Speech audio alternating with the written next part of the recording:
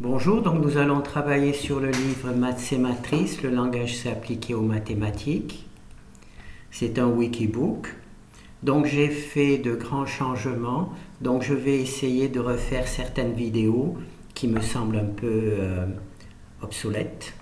Alors je vais dans présentation des fonctions, matrice, on va voir afficher une matrice. Alors on va sélectionner le premier exemple.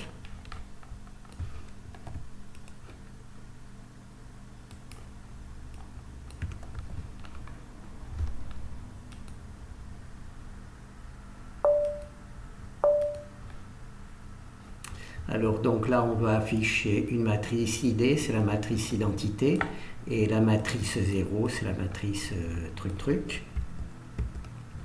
Alors pour afficher une matrice, c'est relativement simple, il faut commencer par la créer. Donc il y a la fonction ici initialiser, une matrice, on a choisi la taille ici, 5 lignes et 5 colonnes, R pour row.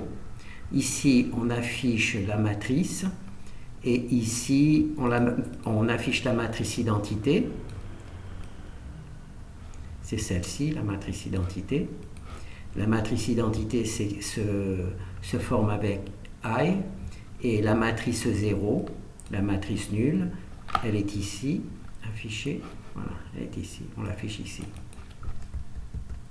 Alors, pour afficher une matrice, c'est la fonction P pour print, matrice, M, réel, d'accord? Alors, il y a le nom de la matrice, A, et là, il faut se rappeler le mot space, S-P-C, space. Alors, S, ça correspond à l'espace qu'il y a entre les nombres. P, c'est pour point, parce que en langage C, la virgule, les nombres décimaux s'écrit avec un point. Et C, c'est pour le nombre de colonnes par ligne, d'accord? Donc là, on va voir, donc là, c'est la présentation de la fonction. Comme j'ai déjà fait ce travail, je suis un peu perdu parce que je ne sais pas bien ce qui se passe. Alors, donc ça, on va déjà fermer tchouk.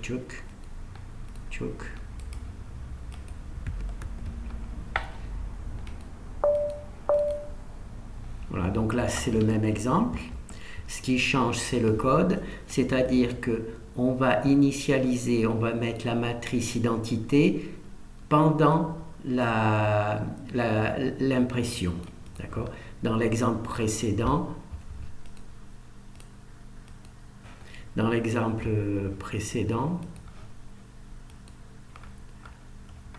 on imprimait, on créait la matrice identité et ensuite on l'imprimait, et ici on fait les deux en même temps, d'accord? La même chose avec la matrice 0, on crée la matrice 0 et on initialise la matrice A à la matrice 0 et on l'imprime sur la même ligne, d'accord? Donc ça c'est bon. Ah oui, là c'était l'exemple un petit peu, disons, cavalier. Alors ce que l'on fait, c'est que l'on crée la matrice, on l'initialise en tant que matrice identité et on l'imprime, tout ça sur la même ligne. Ça c'est juste complètement, c'est pas très intelligent, mais c'est juste pour montrer que c'est possible. Je voulais aller jusqu'à la détruire, rajouter la destruction de la matrice, mais j'ai pas osé. Voilà. Allez, ça marche très bien. On imprime la matrice, c'est une matrice identité, d'accord, et elle est imprimée. Voyez, elle est imprimée. Donc ça, c'est juste truc. Ça vous semble peut-être un peu rapide, mais c'est parce que ce travail, je l'ai déjà fait. Et donc, comme j'ai fait d'autres vidéos, tout ça, j'ai l'impression que c'est répété, alors c'est pour ça. Alors là, je vais quand même essayer de répéter les choses pour les personnes qui débutent sur le travail. Alors, quand on imprime CP, une matrice réelle. Et ici, ce sont le contrôle. Alors, il faut se rappeler space, comme espace, space, S, P, C. Alors, S, c'est pour l'espace que l'on laisse à chaque nombre. P, c'est pour point, c'est la virgule. P3, c'est 3 chiffres après la virgule. P5, c'est 5 chiffres après la virgule. Et C6, c'est pour colonne. Il faut au maximum 6 colonnes par ligne. Ça, on va le voir tout de suite. Voilà. Donc c'est ici. Donc là, on a vu la matrice, différentes manières d'initialiser une matrice et de l'imprimer. Bien sûr, le mieux, c'est de faire le plus simple, mais il y a des manières, disons, plus complexes de le faire, d'intégrer plusieurs commandes en même temps, plusieurs fonctions en même temps. Donc maintenant, on va voir l'argument qui permet de contrôler l'espace entre les nombres. Voilà. Donc là, on va faire une boucle. On va faire une boucle for, et c'est le S, l'espace qui va être contrôlé. Alors au début, on a 5 espaces entre chaque nombre. Alors on compte le nombre d'espaces, ici 1, 2, 3, 4 et 5. Donc on voit que l'espace laissé, c'est tout simplement très proche du truc. Il y a toujours un petit espace entre les nombres, mais cet espace-là ne compte pas. Les 5 espaces sont ces 5 espaces-là. Maintenant, on a fait 6, donc on voit que ça a rajouté un espace ici. Et ça a aussi naturellement rajouté un espace partout. Et là, on a simplement rajouté ici un S1. D'accord? Enfin, S6 plutôt, puisque c'est le truc. Puis ensuite S7. Donc là, il y a 7 espaces. D'accord? S8, là, il y a 8 espaces. Donc ça permet de décoller les nombres quand ils sont un petit peu trop serrés. Là, S9, il y a 9 espaces. Et S10, il y a 10 espaces. Je crois qu'on peut aller jusqu'à 12. S11 et S12, S13 et S14 et S15, voilà. 1, 2, 3, 4, 5, 6, 7, 8. Voilà. C'est des matrices de taille différentes où on montre que l'on peut contrôler l'espace. Voilà. Et les commandes qui permettent, c'est les define. Voilà. Donc là, c'est les colonnes. Là, c'est les lignes, row. Là, ligne et colonne pour les matrices carrées. Là, c'est P pour le point, les chiffres après la virgule. Et là, c'est le S de space pour créer des espaces entre les trucs. Voilà. Et donc là, le plus gros, c'est 15. D'accord? Là, plutôt en langage C, en règle générale, on évite les mots que l'on appelle magiques. Par exemple, mettre 2. Ici, il y a 6. Il y a C6. 6, là, on dit que c'est un mot magique parce qu'on ne sait pas ce que c'est. Donc, en mettant C6, on sait que c'est 6 colonnes. Voilà. D'accord? D'après notre vocabulaire, puisqu'on sait qu'ici, on avait... Ici, dès qu'il y a un C et un nombre, ça veut dire colonne. Voilà. Donc là, on a vu que l'on peut contrôler l'espace entre les nombres. Maintenant, on va voir, je suppose, le nombre de chiffres après la virgule. Moi, ça me fait bizarre de faire cette vidéo parce que j'ai fait des vidéos sur des sujets très différents. Et là, j'ai l'impression de ne pas savoir quoi faire parce que je ne sais pas quoi dire. Soit je répète ce que je dis depuis longtemps, soit c'est pour nouveau. Donc là, il y a 0 chiffre après la virgule. Donc c'est ici, hein. N, ici. N. Au départ, c'est 0 chiffre après la virgule. Pardon. Là, un chiffre après la virgule. Normalement, c'est un point. Donc je vais dire un chiffre après le point. 2 chiffres après le point, 3 chiffres après le point, 4 chiffres après le point, 5 chiffres après le point. Vous voyez, l'espace ne change pas. Donc c'est pour ça que le chiffre se rapproche de 6 chiffres. Voilà, il y avait juste 6 chiffres après le truc. Non, il y a 3 chiffres, 5 chiffres. Voilà. Des matrices de différentes tailles où on peut contrôler le nombre de chiffres après le point.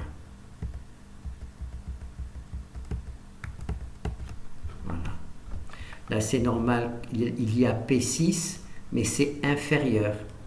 Si je voulais vraiment 6, je devrais mettre ici égal. Voilà, là, je mets égal. Là, je vais avoir 6 chiffres après la virgule. Mais c'est pas beau de mettre l'égal. 1, 2, 3, 4, 5, 6. Ah ben, je l'ai raté. Voilà. Là, on voit, il y a les 3 et les 3 derniers.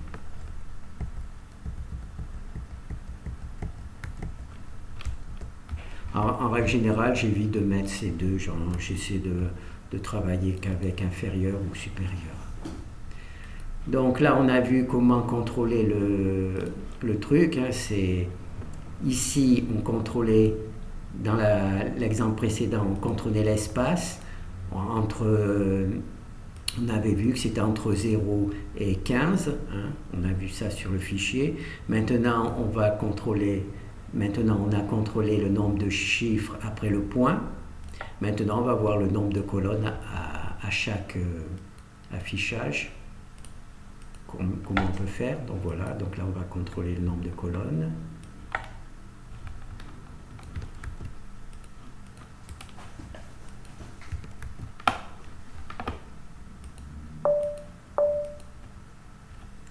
Alors, là, on voit qu'il y a...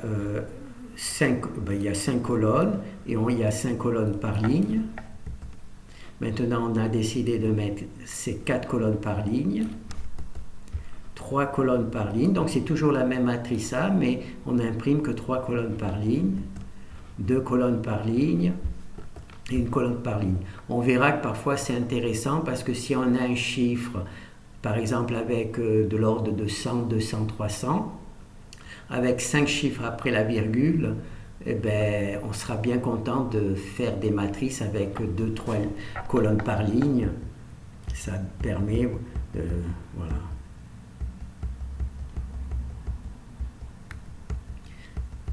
Ça serait bien que ça s'arrête. Voilà.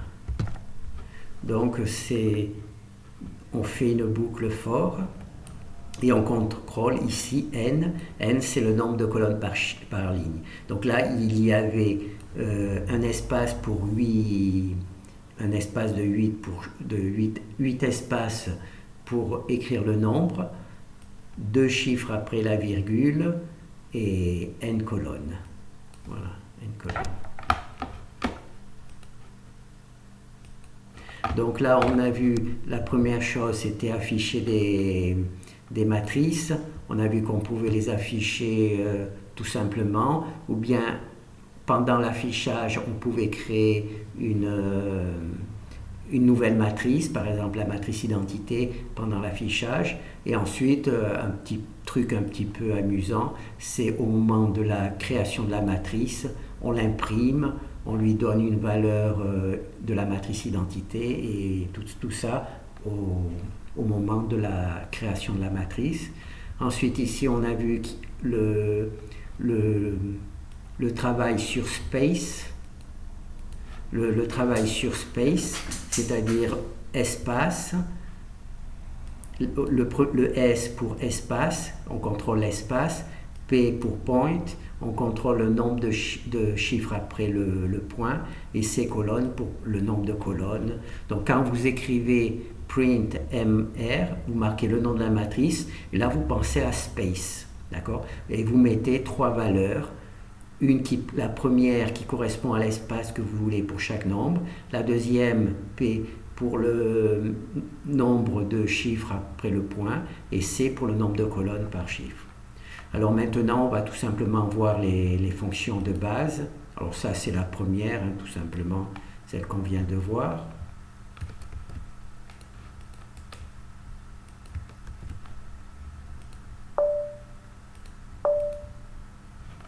Donc c'est simplement afficher une matrice, voilà, de différentes tailles. Alors là, c'est juste, j'ai essayé de faire simple, print, P pour print, matrice M et R parce qu'on travaille dans les réels. Quand on travaillera dans les complexes, eh bien, ça sera un Z. Voilà, print M, Z. Le même principe là pour libérer, free, matrice réelle. Libérer une matrice réelle. Voilà. Et là, R, petit r pour random. Donc, initialiser, randomiser une matrice réelle au moment de la création de la matrice. Et là, c'est un nombre entre moins 9, moins 99 et plus 99. Donc là, c'est la première version pour imprimer une matrice. La deuxième version, c'est le mode scientifique. Quand certains chiffres se présentent mieux en mode scientifique. Alors le mode scientifique, c'est en règle générale une valeur entière au départ, la partie décimale derrière, et là, E, c'est l'exponentiel, d'accord? Le nombre de puissance de 10, voilà.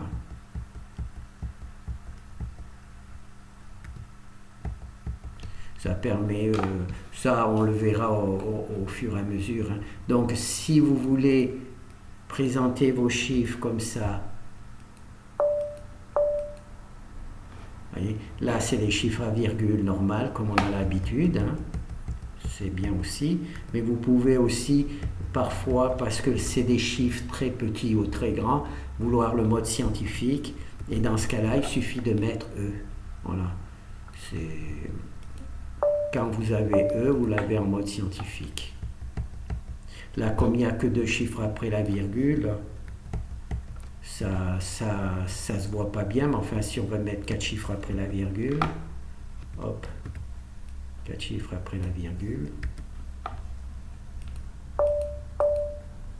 voilà, ça nous permet. Alors là, on voit que ça colle un peu, d'accord? Alors il faut 1, 2, 3, 4, 5, 6, 7, 8, 9, 10, 11.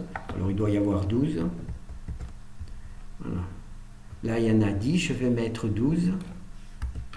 Voilà. Je vais mettre 12.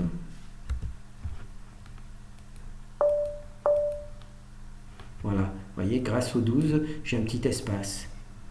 Ça fait un peu plus propre. Si je mets 13, ça fait 2 espaces. Voilà.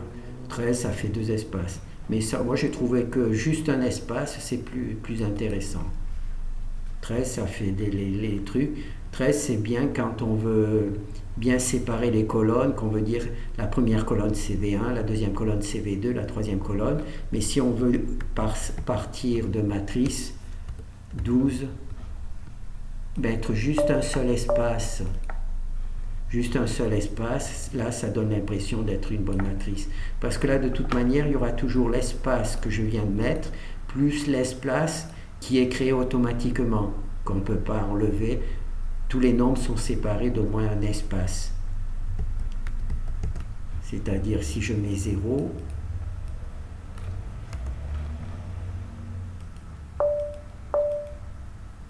voilà. Même si je mets 0, il y a quand même un petit espace qui est créé par le programme de manière naturelle. Alors, on va continuer. Alors là, c'est pour afficher les matrices. Alors là, c'est un truc que j'ai fait un petit peu un petit peu différent, c'est-à-dire que j'ai créé des impressions avec virgule. Si vous n'avez pas encore vu mon travail, vous risquez d'avoir un peu de mal à comprendre, mais on peut être dans la position. On peut être dans la position, vous voyez, là on a une matrice sans les virgules, et là la matrice avec les virgules. La virgule, c'est pas le point, c'est la virgule qui permet de récupérer ce code et de le mettre ici. Bon, là j'ai pas de fichier C pour le mettre, et le mettre dans un fichier C. Parce que si je récupère la matrice comme elle est écrite en langage C,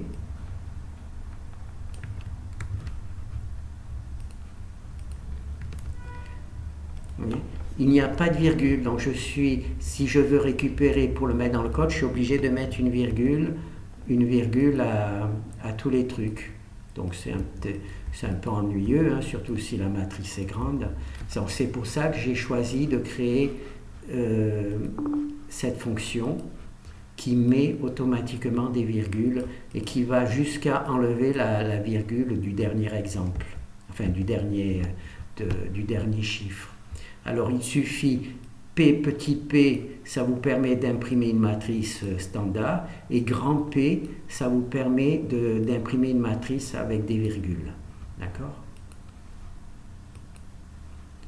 Ensuite, là, il y a la même, mais grand P, mais avec des chiffres, comment ça s'appelle ? Des chiffres en mode scientifique.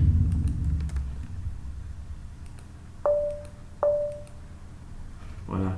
C'est la même chose. Alors là, c'est sans la virgule, comma. En anglais, la virgule, c'est comma. Sans la virgule. Et là, avec les virgules, c'est-à-dire si je récupère ce texte,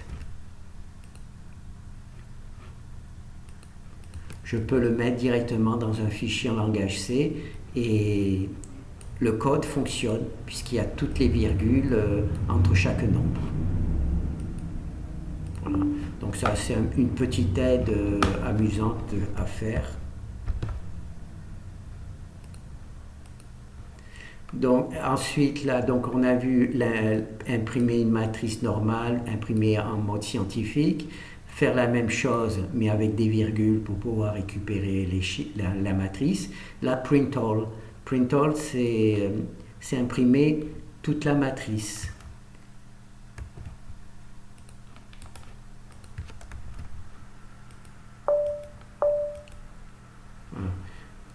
Cette partie-là, c'est la ligne 0. Ça, c'est la colonne 0.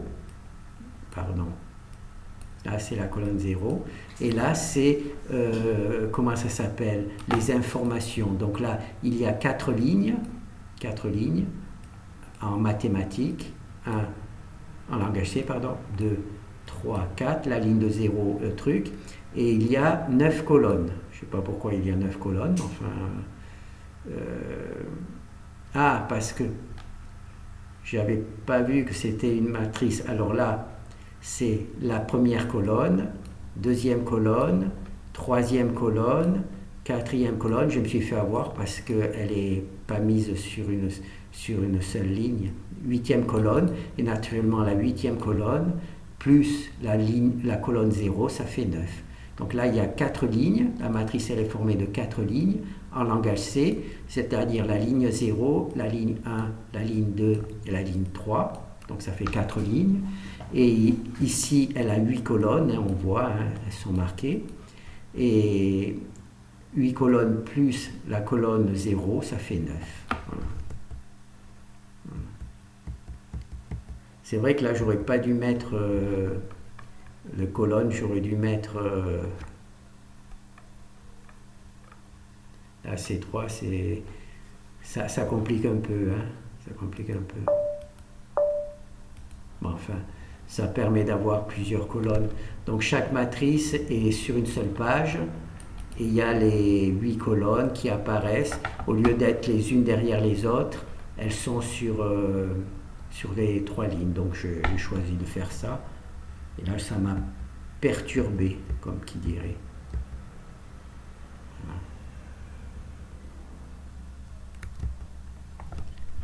Donc là c'est bon, hein, on a vu à peu près ce que je voulais.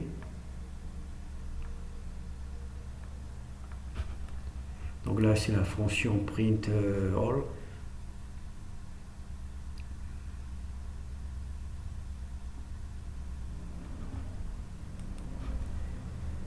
Alors ensuite, bien entendu, ça serait intéressant de pouvoir imprimer dans un fichier une matrice pour pouvoir la récupérer. Donc là c'est le travail. Alors je vais vous montrer le document. Alors moi, mon répertoire de travail c'est C0. Alors il y a beaucoup de choses, donc on va tout simplement tout effacer. Il y a beaucoup de choses parce que j'ai repris entièrement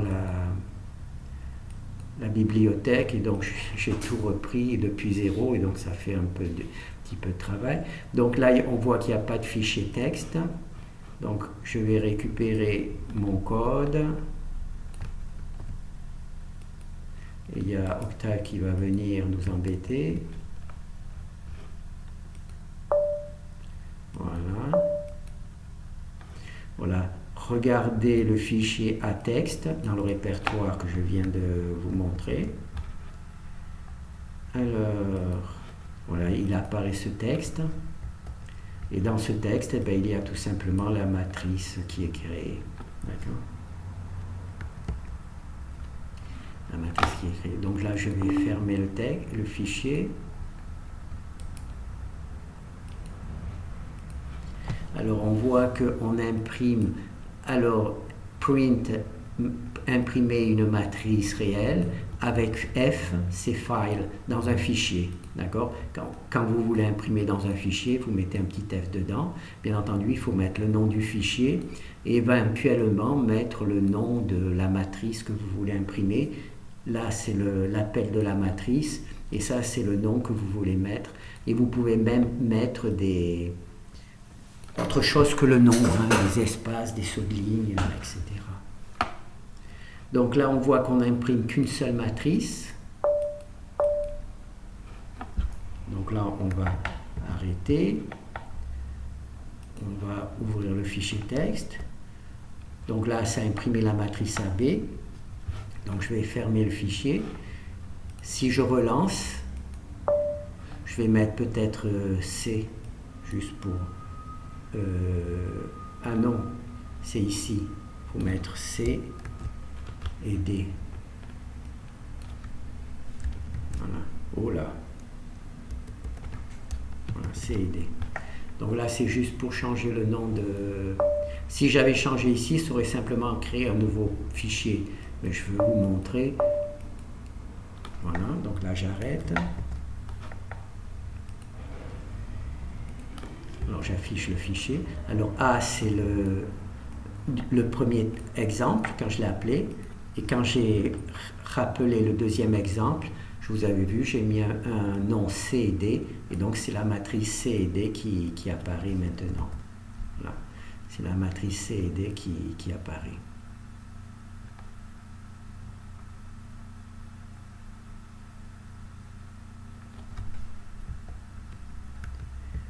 Donc ça c'est bon. Alors là c'est fait. Maintenant on va continuer. Là c'est la même chose mais c'est en mode scientifique.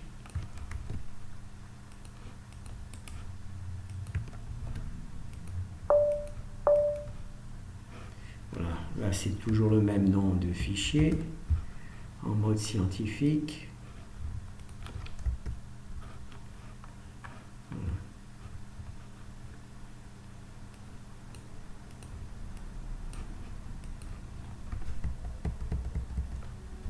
C'est marrant, là j'ai l'impression qu'il manque une ligne, donc il va falloir voir ça plus tard. Fermer. Donc là, en mode scientifique, Ensuite, ici, c'est la version avec des virgules.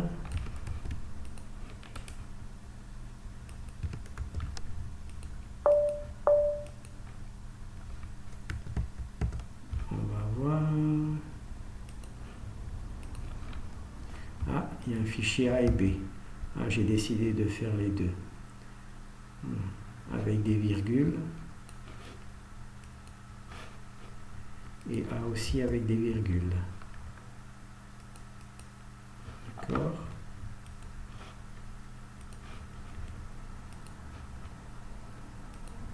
Et là, c'est la version, comment on dit?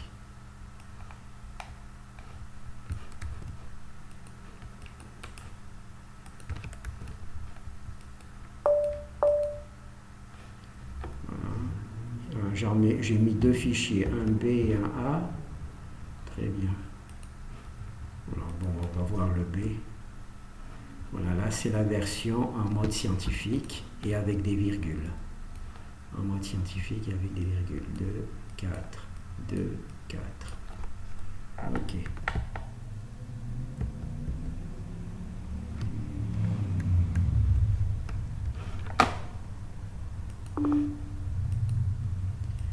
Donc ça c'est bon. Et maintenant il y a afficher une matrice pour Octave. Donc vous allez voir si vous débutez avec ce travail, vous ne comprendrez peut-être pas toujours, mais si vous avez l'habitude. Donc là c'est juste la version d'impression avec Octave. Donc là on a une matrice, donc on a le code Octave. Octave, c'est un logiciel que vous pouvez récupérer gratuitement sur Internet. Donc vous cliquez sur truc et vous avez ici le calcul sur Octave. Alors, vous avez la matrice. J'ai pas mis de commande. Ah non, c'était l'inversion. Donc là vous avez la matrice A et là vous avez l'inverse de la matrice A calculée par Octave. D'accord? Inverse de la matrice A calculée par Octave. Donc c'est toujours le même principe, hein, print, Octave, et le nombre de chiffres après la virgule. Alors avec Octave, il n'y a pas de contrôle des colonnes, puisqu'il faut que tout soit sur la même ligne. Il ne peut pas y avoir de... On ne peut pas récupérer le code Octave sur plusieurs lignes, comment dire, comme on fait avec les autres, où on met une matrice sur plusieurs lignes. On ne peut pas le faire parce que ça ne fonctionne pas, donc il faut mettre tout sur une seule ligne, toutes les colonnes sur une seule ligne. Voilà. Et là, c'est une petite version un petit peu différente, c'est quand on travaille avec des tableaux de matrices.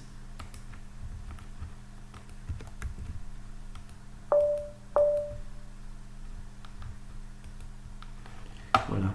Donc il faut que, là c'est pour l'exemple 1, il faut qu'il y ait par exemple 0, puisque le tableau de matrice, vous verrez, le premier c'est A0, le deuxième c'est A1, et le troisième c'est A2. Donc là on travaille sur des tableaux de matrices et non pas sur des matrices. Donc il y a une version Octave qui permet justement de travailler sur des tableaux de matrices. Alors là, j'ai cherché un mot, donc je l'ai appelé AI pour indiquer que c'est la matrice A avec l'index I. D'accord? Donc il faut marquer la matrice A avec l'index I pour imprimer la bonne matrice, au lieu de rentrer juste la matrice A si c'était véritablement une matrice, mais comme c'est un tableau de matrice, il faut donner l'index de la matrice, et là on imprime A avec l'index qui correspond, d'accord? Et là c'est toujours le nombre de chiffres après la virgule, 3 chiffres après la virgule. Voilà. Et un cas particulier, c'est que quand on imprime ces matrices, il faut que tous les chiffres se collent les uns aux autres, parce que si vous mettez un espace entre les chiffres, Octave ne reconnaît pas correctement la matrice. Donc c'est pour ça que les matrices avec octave, eh ben, elles ne seront pas formées de la même manière que les autres travaux que l'on fait normalement.